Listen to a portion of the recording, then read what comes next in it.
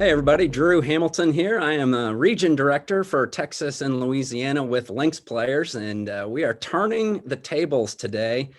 And instead of Jeff asking the questions, we're going to ask the questions to him. I'm here with Jeff Hopper, the COO of Links Players and the host of many of these videos. Jeff, how are you doing today? Well, I'm good, but I want to know, is this a hostile takeover or Not at all. Hopefully this is a one-time guest appearance. okay?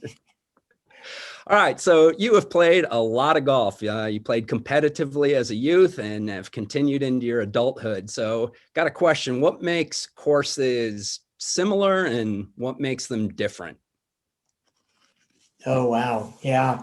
I've been, the word that everybody uses now is blessed, but I have had opportunity for sure. And for a golfer, a joyful opportunity to play a lot of places. Some of that started in college, um, even in a small college team back in that day.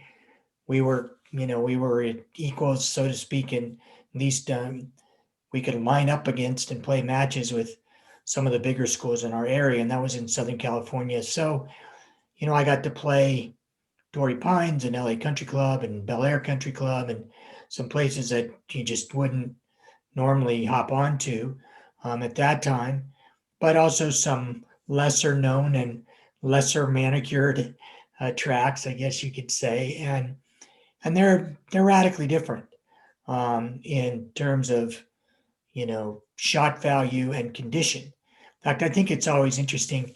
They rate courses on shot value, and I think they should sometimes rate them on condition because when you have to play out of a bad lie every third or fourth shot, as opposed to playing from perfectly manicured fairways all the time, that makes a difference in what you're going to shoot.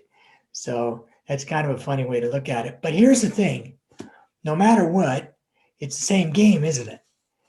I mean, you Yep. still got to produce, you got to hit greens and make putts and write down a score. So you show up and you don't really care what the course is for the day. And competitively speaking, you got to put a number down.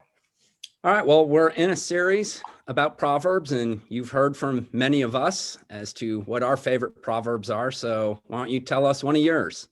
Well, one of the proverbs that really gets my attention is Proverbs 22:2. And it says this: rich and poor have this in common. The Lord is the maker of them all. And I like the way that Eugene Peterson renders it in the Message as well. The rich and the poor shake hands as equals. God Mm, made them both. And, that's certainly not the way that we see things socially in our time, culturally in our time. We tend to assume, whether we're rich or we're poor, that the rich have certain advantages that the poor don't. And that's true. In a socioeconomic sense, it's absolutely true. But if the socioeconomic lens is the only thing you look at the world through, you begin to assume that there are lots of other advantages that the rich have over the poor. And we could say the same thing about an academic lens. If we see everything through an academic lens, then the smart get all the other advantages. Or we could see it through an athletic lens. The athletes, well, they get all the other advantages too. It's kind of it's almost like a gods versus mortals way of looking at things, which is a little spooky, isn't it? So, what made you pick or highlight this one? Well, I think because it completely counters that idea. It says, look, God made you all. Remember when, I mean, let's put it this way. Remember when you were a little microscopic swimmer? When you were just a bit of sperm? No, of course you don't remember that. But at that moment, you were all equal because that's when God created you. And there were no socioeconomic, cultural political, religious, academic, athletic, whatever thing you want to put on it. There was no categorization. There was no stratification. There was just your standing with God.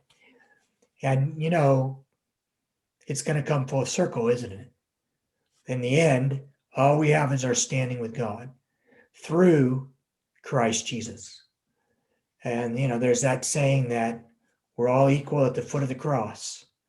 So whether you're rich or you're poor, whether you're smart or you're not smart, whether you're capable on the ball field or not, whether you're ever going to be a single handicap or not, in the end, in the beginning, that didn't matter. And in the end, it's not going to matter. And we do really, I think what this proverb is saying is we do really well if we remember right now that all those things we think matter don't. And what matters is, how do I stand with God? And that's the really significant thing. Do you see that in the people you work with, Drew? Do you see that that's a hard thing for them to get past sometimes, those cultural kind of defining lines? Yeah, I think so. I mean, and it just depends on, the situation or the circle you're in. But yeah, in fact, actually, it was one of those, an interview, one of the guys that comes to a Lakewood fellowship, it took him, he got up, he set his alarm week after week after week and kept finding a reason not to come. One of them being that, I don't know enough about God. Another one was, I'm not even a member of the club. And so he just kept trying, he kept finding a reason to not participate. And so, yes, I think you're absolutely right. Is people will come across that. Yeah. Well, thanks for turning the tables today and giving me an opportunity to reflect a little bit on a proverb. And we thank Absolutely. all of you for being with us. We have one more video in this series, Oh to Be Wise, and you're going to see a face you have yet to see on this series.